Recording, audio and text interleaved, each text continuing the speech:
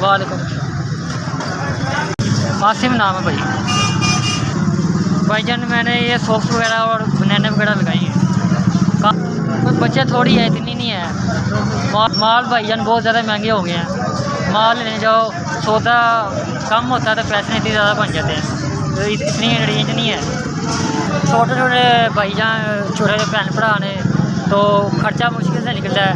सुबह के मैंने 10-20 जोड़े बेचे हैं, वो इतनी बचत नहीं हुई। ये बात है, महंगाई बहुत ज़्यादा है।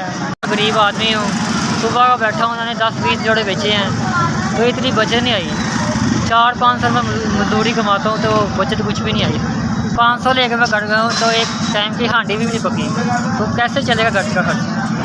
कमाइयाँ इतनी नहीं है। बैठा हूँ परेशान हो गए, एक घर में क्या लेके जाऊँ? वही आगू खास से मजदूर कुछ कर भी नहीं करता। ये बात है।